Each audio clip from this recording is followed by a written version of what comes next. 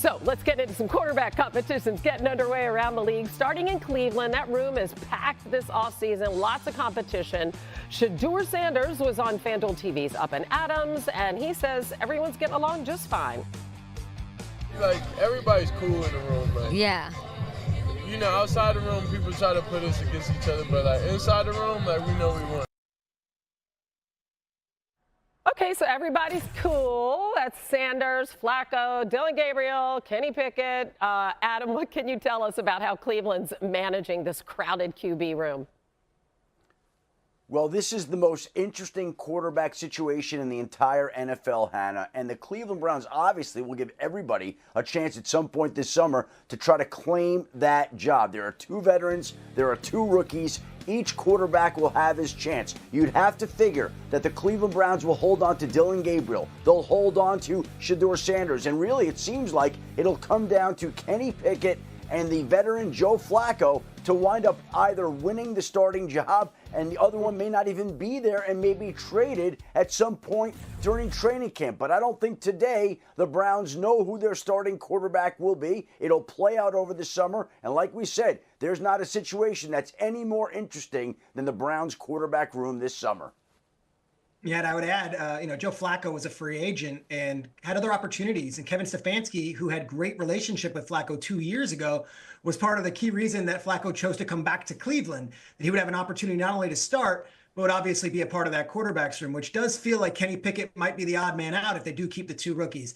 I'll say this about Shedeur Sanders because I'm on the morning show Get Up, and I know Greeny's big. I'm like, hey, there's a chance he can win this job. There is a chance he can win this job. But I've been covering this league a long time. Adam has as well. And of course, Mina and Mike and Hannah, you too. Yeah. It's very rare for a 5th-round rookie to start out of the gates. Right. And the last time I remember a day 2 or day 3 quarterback who really blew everyone away was 2012 when Russell Wilson showed up in Seattle and earned it every single day. He beat out the late Travaris Jackson and he beat out Matt Flynn. And he did so by being the first one there, last one to leave, and making it completely undeniable to everyone in that facility that he was the guy. I think that's what we're looking at with Shedeur Sanders right now. I don't think it's going to be, hey, let the best man win. I think he has an uphill climb here, and he's got to earn it every single day.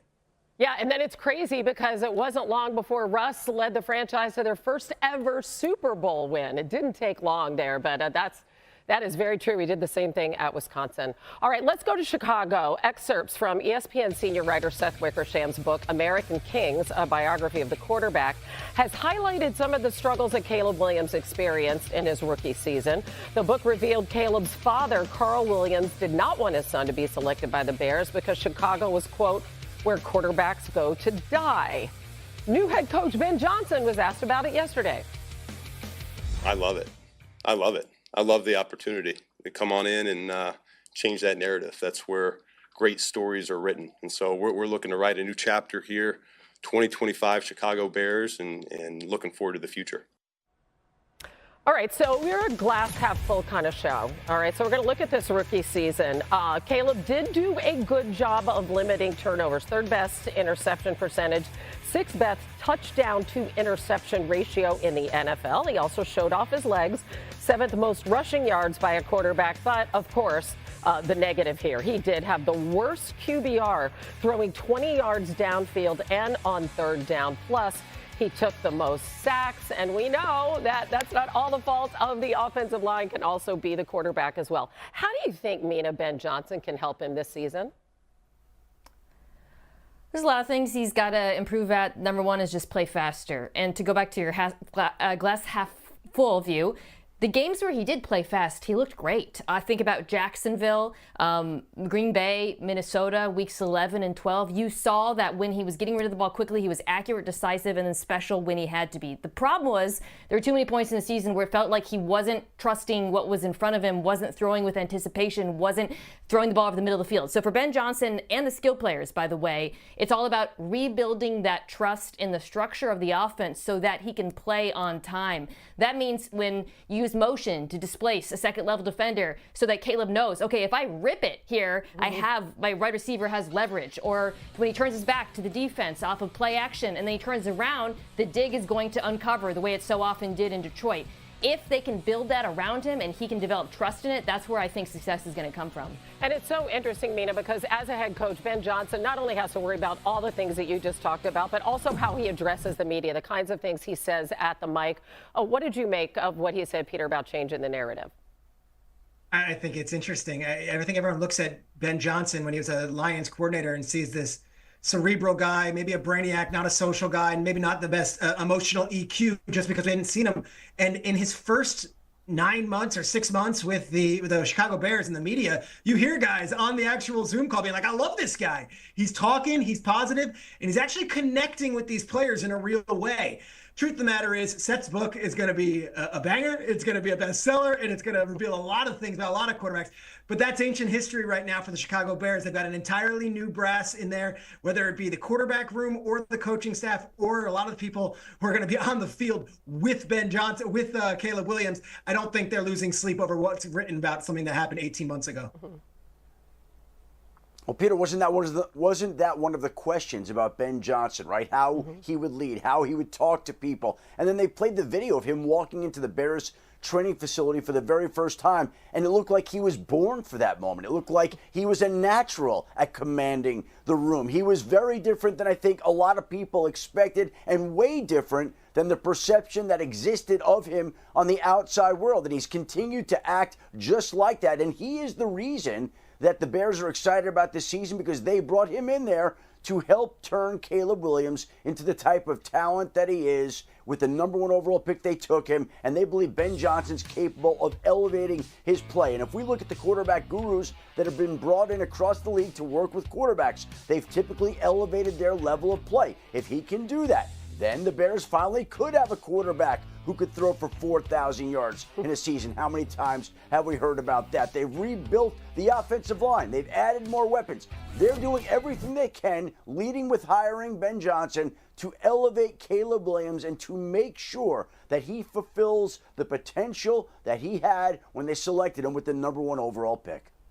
Adam, I agree with that. I have the good fortune of working with Ben in Miami, and he believes in fundamentals. If you go back to where the Detroit Lions were 3 years ago when Dan Campbell and Ben all got there, they were 3-13-1, but what they started to do is not lose the game, make your opponent beat you. And when you're sacked 68 times, as Mina alluded to, it's really hard to win games. So I expect this team maybe not to be flashy, but have great fundamentals. I do think Caleb Williams will have his clock sped up, and I don't think it's a coincidence, Hannah, that their first pick was Colston Loveland, because I think you're going to see a lot of checkdowns to him. I think that's going to be a way for Caleb Williams to get rhythm and confidence in this offense.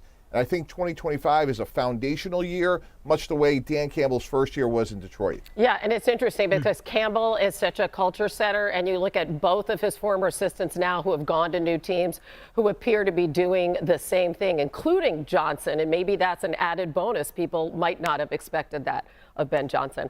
All right, coming up on NFL. Hôm nay mình sẽ hướng dẫn các bạn cách làm một chiếc mũ mini cho búp bê từ len nha. Nguyên liệu của mình đây nhé. Mình sẽ sử dụng 3 màu sắc len như thế này để làm đây. Màu đỏ, màu hồng và màu xanh lá cây kết hợp lại với nhau nha.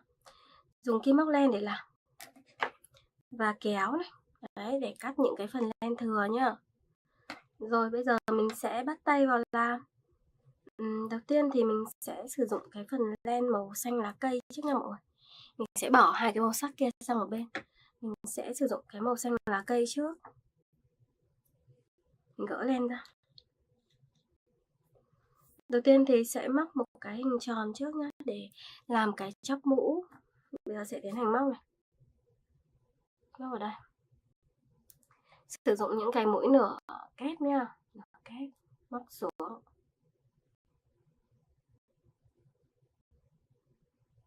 Đây. Mũi nửa kép như thế này nhé. Bây giờ sẽ móc những cái mũi tiếp theo này. Cái từng mũi một. Để khi được hình tròn thì mới dừng lại. Rồi, mũi nữa này. Lần lượt cho mình là được. Tiếp nha mọi người. Mũi tiếp theo. Rồi, siết dây lại này. Đấy. Bây giờ sẽ móc những cái mũi tiếp vào. Đây, mũi tiếp đây.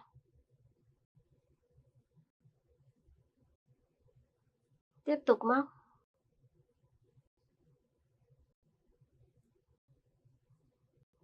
Cứ lần lượt như thế này là được. Tiếp tục nhá, mũi nữa này.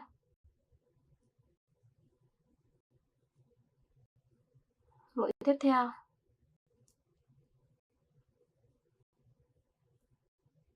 Đấy, cứ lần lượt như thế này là được. Bây giờ thì sẽ móc nối vào đây và siết dây. Mình móc nối vào.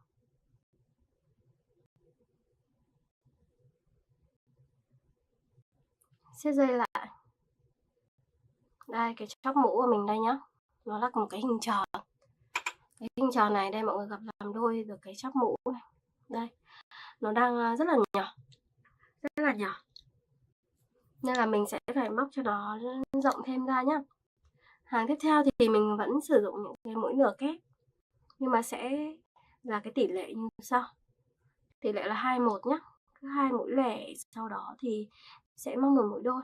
Đấy, móc vào. Mũi tiếp nữa này.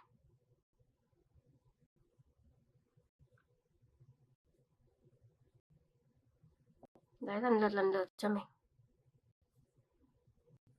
Tiếp tục móc. Cái móc luân phiên như thế này là được. Tiếp nha.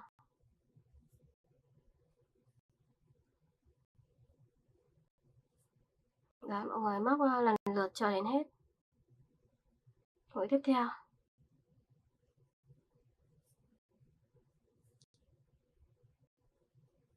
Cứ 2 mũi lẻ lại 1 mũi đôi.